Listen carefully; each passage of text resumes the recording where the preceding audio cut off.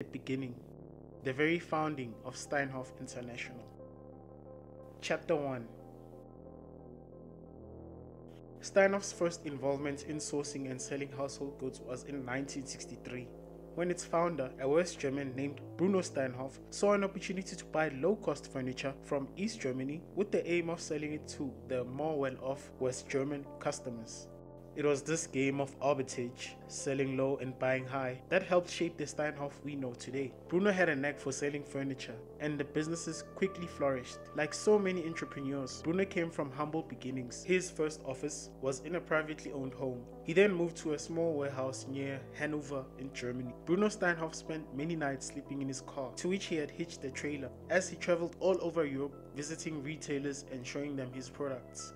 Not only did his sales skills serve him well, but he could cross physical and mental boundaries to source low-cost products from regions and suppliers that his competitors were either unaware of or unwilling to connect with. During this period, Europe was a fractured region comprising of a mixture of communist, capitalist, and authoritarian regimes. Bruno Steinhoff's innate ability to navigate and adapt to ongoing political, economic, and social change in Europe during that period ultimately ensured the success of Steinhoff. In the early days of Bruno Steinhoff's operation, the Cold War had intensified. West Germany generally remained skeptical of East Germany, but this did not seem to deter Bruno. During its first 10 years of operation, the company plied its trade almost exclusively in the Eastern Bloc countries. He was aware of the myriad of commercial opportunities in these areas and was determined to grow his business. By the late 1970s, the company was sourcing furniture from East Germany, Bulgaria, Denmark, Italy, and the Netherlands, as well as Romania,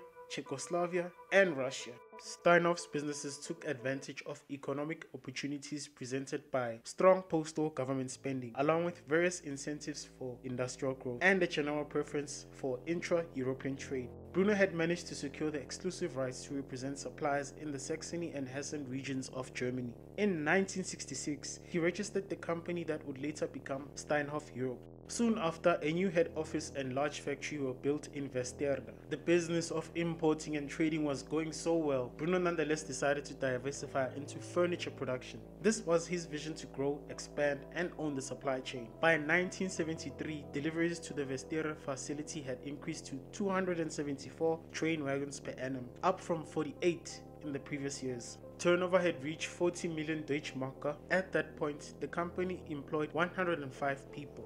Strong economic growth in Europe ensured the demands for furniture continued to increase. Eager to take advantage of market conditions, the company constructed a second factory for upholstered furniture in Remmels, Germany. By 1980, Steinhoff's sales network included representatives in Germany, Austria, and Switzerland. Bruno's sourcing of low-cost furniture from the East served the company well during the general global recession in the latter part of the 1980s. The focus on value meant that it was perfectly placed to cater to the needs of cash-strapped consumers. Despite operating under difficult economic conditions, the company continued to grow, specifically through global exports. This necessitated a further expansion of its Westerda warehouse and the start of sourcing of operations from China, making Steinhoff one of the first companies to import from China. This perfectly illustrated Bruno Steinhoff's keen awareness of what drove value within the business industry and his lack of fear or bias when it came to making strategic decisions. By 1983, furniture deliveries had reached 1,000 train wagons per annum. The annual turnover was 230 million Deutsche Mark. The number of employees had risen to 320. The company was successful, growing and becoming a global operator. Keeping up the momentum required investment. For the better part of the 1980s, the company made capital investments to bolster its sourcing, manufacturing, and distribution capabilities. These investments included a new administration building in Westerda, expanding the Remmels factory, and a giant warehouse in Westerda built at a cost of 20 million Deutsche Mark, which used a state-of-the-art warehouse and management system to control the furniture receiving, packing, storing, retrieving, and dispatching processes. The fall of the Iron Curtain in 1989 presented Steinhoff with an opportunity for expansion in Europe. The east of Europe was often referred to as New Europe. It became a continent without borders, allowing the free movement of goods and services across borders. The business opportunities linked to this new European configuration were immense. To develop the new region, the new German government began offering incentives for businesses to invest in old East Germany. Manufacturing facilities in East Germany were outdated and no longer received government funding, which meant businesses had to adapt or face closure. In addition, the management of these businesses was often ill-equipped to operate in a for-profit business environment. Given its knowledge of and experience in the region, Steinhoff was in a favorable position as the company soon bought out its East German suppliers. The company purchased 7 upholstery factories and 1 bedding factory at attractive prices. While the factories required significant amounts of capital to upgrade, the result was that Steinhoff became one of the largest producers of upholstered furniture destined for the German market, with company-owned factories located in Germany, Poland, Ukraine, and Hungary. Steinhoff Europe also made strategic investments in numerous import trading companies in the Netherlands and Italy, extending its sales reach to France and Austria. By 1993, revenue had reached 600 million Dutch mark per annum, and the company employed 3,000 people. Now, let's look at the company's expansion into Africa. With the collapse of apartheid and the lifting of international sanctions against South Africa in the early 1990s, many international companies saw an opportunity to invest in the country. In doing this, they could reach a large and untapped consumer base and use the market as a launchpad for operations in the rest of Africa. At the time, Klaas Doan, a tax attorney who would later become a non-executive director for Steinhoff International, was responsible for monitoring at-risk companies for an international bank. From that time, he also made direct investments into these companies and engineered turnarounds, which happened in 1993 when Doan and C bought a controlling interest in the ailing Victoria Lewis, a JSE-listed furniture manufacturing company. In 1995, the company invested in Komakoma Holdings, which consisted of Komakoma, a manufacturer of middle to upper market household furniture, and Baker & Strager, an Epping-based company specializing in upper-end household furniture. It was then that the path of Bruno Steinhoff and Markus Jooste would cross. Bruno and Doan had been acquaintances in Germany, and Jooste was Doan's CEO. In 1997, Bruno Steinhoff acquired a 35% stake in Komakoma from Doan and CE. Chapter 2. The beginnings of Markus Jooste. Markus Johannes Jooste was born in Pretoria, South Africa, in January 1961. From a young age, Markus displayed unparalleled drive and determination. He excelled academically and was always at the top of his class.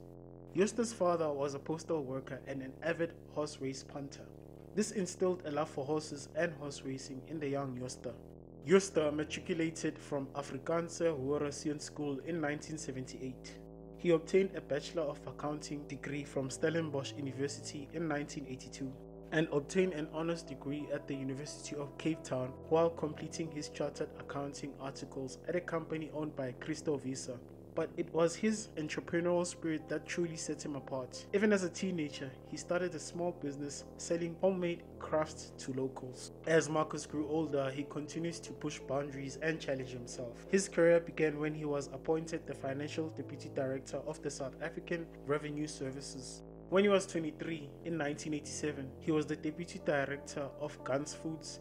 He worked as the non-executive director of PSG Group Limited. He also spent time at KAP Industrial Holdings Ltd as a non-executive director. From 1988 up till 2011, he was the financial director of Komakoma Holdings. After Markus met Klaas Doan and progressed as he soaked up lessons from the master German businessman. In the decades that would follow, Markus's businesses would keep on growing. Jooste convinced Doan in 1998 to merge his businesses with that of Bruno Steinhoff in Europe and to list Steinhoff International on the JSE.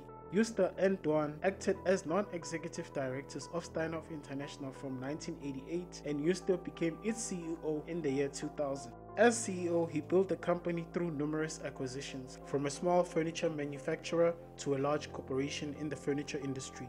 Piet Ferreira, a former investment banker who joined Steinhoff in 2002, was instrumental in structuring its public offerings and complex acquisitions during his 15-year term in charge. Steinhoff was worth a staggering 350 billion rands in 2016. At that time, Steinhoff was shaking up the European retail sector. In December 2016, they completed the company listing in Frankfurt and switched head offices to Amsterdam. In 1997, Duan and Jooste made an unsuccessful bid to purchase Afco, a large furniture manufacturer that was being offloaded by SAB as the company was streamlining its operations. The winning bid came from Pat Cornick. During 1996, Jooste floated the idea of merging the South African assets of Duan with Steinhoff Europe. By 1998, Steinhoff Europe and Steinhoff Africa, formerly Kamakoma, had consolidated their operations. Steinhoff International Holdings was listed on the JSE in 1998. At that time, Steinhoff International was still a relatively unknown player in the market. In a strange twist of events, months after its listing, the company managed to acquire the struggling Pat Cornick, including the assets of Afco, which had slipped through Duan and Jooste's grasp 2 years earlier. This made Steinhoff International one of the largest furniture manufacturers on the JSE, and, continuing the Bruno Steinhoff tradition, enabled it to develop a low-cost manufacturing base in Africa. Steinhoff now consisted of two businesses, Steinhoff Europe and Steinhoff Africa, each focusing on manufacturing and sourcing furniture and controlling the manufacturing, supply, and logistic activities. And according to Jooste, the following 5 years saw the company focusing on establishing the base and developing Steinhoff into a vertically integrated furniture and household goods business. The company reports that this was achieved by giving attention to what they call the 4 pillars, which are A. Establishing a low-cost manufacturing base. This was achieved through the closure of most of the manufacturing activities in Germany and their subsequent relocation to Poland and Hungary. B. Entering the UK and Australian markets. The company acquired Raylon and Sprung's Lumber in the UK and the Cornick and Freedom Groups in Australia. C. They aimed at making inroads into the fields of logistics and raw material supply. The company acquired Unitrans Limited and the particle board manufacturer PG Bison. And finally, D. The company opened a sourcing office in Shenzhen, China. These investment efforts enabled Steinhoff to reach its goal of achieving 50-50 splits between its own manufactured products and wholesale distribution. The company had 87 factories and 26 distributions and sourcing locations and was operational in 10 countries. It was now a fully vertically integrated furniture and household goods business with activities straddling manufacturing, sourcing, and logistics. However, its retail operations were limited. According to Markus Jooste, what followed was a period of continued exponential growth at international level. The company had developed a secure base of manufacturing and sourcing for raw materials. However, adopting a vertical integration strategy required retail activities across all businesses in the Steinhoff Group to fully control every aspect of the supply chain. Jooste said this was the era of consolidation. During this time, the company embarked on a breathtaking acquisition drive. The consolidation strategy was implemented on 3 fronts. A. The UK and Asia Pacific. The company acquired retail operations in Australia and New Zealand and the UK. To bolster its worldwide sourcing operations, it also acquired Unitrans UK. B. Europe. The company continued making investments to expand its retail footprint and acquired Poco in 2008 and Conforama in 2011. C. Africa. The company acquired the JD Group of retail companies. To many, Steinhoff International was the epitome of a successful global retail business. In its short 50-year-odd history, Steinhoff was able to make the transition from a small-time furniture peddler which sourced low-cost furniture from Eastern Europe and sold it to West Germany, to a global retail giant, boasting a fully integrated supply chain covering sourcing, manufacturing, distribution, retail, and logistics. This resulted from decades of conscious decisions to expand, diversify, and vertically integrate the business. Steinhoff has headquarters in South Africa and is registered in Amsterdam. The majority of the operations are in Europe. Its integrated retail business is spread across the following regions under brands such as Conforama, Poco, Arba, Lippo, and Mazetta in the EU, Harvey's, Benson's for beds, and Cargo in the UK. In the Asia Pacific, it was Freedom, Snooze, and Poco. And in Africa, it was JD Furniture Brands, Poco, Incredible Connection, Hi-Fi Corporation, Penny Pinches, Timber City, Hardware House, and the Tile House. One of Steinhoff's most recent acquisitions was that of Pepco from Crystal Visa for roughly 60 billion rands, structured as 15 billion in cash and the remainder in the form of 839 million shares, making Visa one of Steinhoff's largest shareholders. Boy, did he get screwed, or it seems. The Pepco acquisition served not only to accelerate the growth of the company across Europe, but also to ensure the profitable transfer of the Pepco business model into the current Steinhoff network. This has resulted in lower supply chain costs in Eastern Europe, Australia, and Africa for Steinhoff International at the time. In 2015, Steinhoff acquired the Kicker Liner Group and in July 2016 entered into a 50-50 joint venture with Koffel and acquired Poundland. And also in 2016, Pepco bought GHM and Techitown. Yet the most significant deal concluded by the company has been the merger with Mattress Firm in the US. This merger created the largest multi-brand mattress retail distribution network. This afforded Steinhoff entry into the coveted US market. At its peak, Steinhoff was part of the JSE Top 40 Index, the JSE Top 25 Industrial Index, and the JSE Socially Responsible Index. In 2015, the company added to its financial credentials by securing a listing on the Frankfurt Stock Exchange. Despite global acclaim, the business has always remained true to its original goal, to manufacture and source furniture and homeware from low-cost countries and to sell these products to value-conscious customers, especially in developed economies. This was achieved using a decentralized management structure and gaining control of costs through the supply chain, including manufacturing, sourcing, logistics, and retail.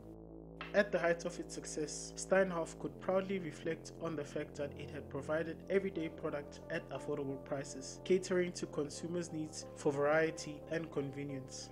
By 2016, according to the Steinhoff annual reports, Steinhoff sold household goods and general merchandise, straddling more than 40 different brands in more than 32 countries across 4 continents. Globally, it had 26 manufacturing facilities, 2.5 million square meters of warehouse space, 12,000 retail outlets covering 9 million square meters of retail space, and a 4 million square meter property portfolio. It was also shipping 150,000 containers annually and employed over 130,000 people. The annual report also revealed that in 2016, the company had posted revenue of 8.6 million euros and a net profit of 1.5 million, representing a year-on-year growth rate of 11%. On May 23, 2017, its share price on the JSE was 50 Rand, roughly $3.50, equating to a market capitalization of 250 billion Rand, roughly $16 billion. Chapter 3: The Downfall of Steinhoff. The empire came tumbling down on December 2017 when the Steinhoff CEO, Markus Jooste, announced that he would step down from his position with immediate effect. The Steinhoff board announced that the company had become aware of accounting irregularities requiring further investigation. The company appointed PricewaterhouseCoopers to conduct an independent commission into the alleged irregularities identified by Deloitte. These irregularities are related to off-balance sheet items and possible misrepresentations of earnings. The extent and details of what was meant by irregularities have yet to be determined. Over the years, suspicions have been aroused by the dizzying pace of Steinhoff's acquisition drive. What has concerned many observers are the high levels of complexity associated with these acquisitions and the ability of the company to acquire an ailing business and nearly instantaneously show improved results once these businesses have been incorporated into the Steinhoff Group. Currently, the company faces investigation or legal action instituted by numerous bodies and authorities, including the Johannesburg Stock Exchange, the Financial Services Board, the Department of Trade and Industry, and the Companies and Intellectual Property Commission. Steinhoff is facing 2 different class action lawsuits in Germany and the Netherlands. Executives of Steinhoff have been brought before a Parliamentary Oversight Committee on Finance and its Standing Committee on Public Accounts. The repercussions of December 2017's announcements, including the launch of various probes into the company's financial affairs, have been catastrophic for the company. According to media reports, in the days that followed the dropping of the initial bombshell, the share price fell by 85%. and on May 11th, 2018, it was sitting at a measly R1.60, less than $1. A number of the company's transactions were never announced via stock exchange news service announcement. For example, the June 2008 results were released and presented. They somehow included the consolidation of ERM despite no prior announcement ever being made about this acquisition. The acquisition of Pepco was announced in November 2014 without any cautionary announcement, despite the seller Braid issuing cautionary more than 2 months earlier that it was in unspecified negotiations. For many years, Steinhoff was the only JSE Top 40 company that did not take questions at its results presentations. Steinhoffs' underlying businesses were opaque and disclosure was poor. Their manufacturing and sourcing business was a black box about which very little was known or communicated. There were also a significant number of transactions with unknown private entities. Markus Jooste held secret stakes in companies that traded with Steinhoff for years. The beneficiaries of these deals were hidden from investors. Some deals also included secretly the Steinhoff family through a trust founded by the founder,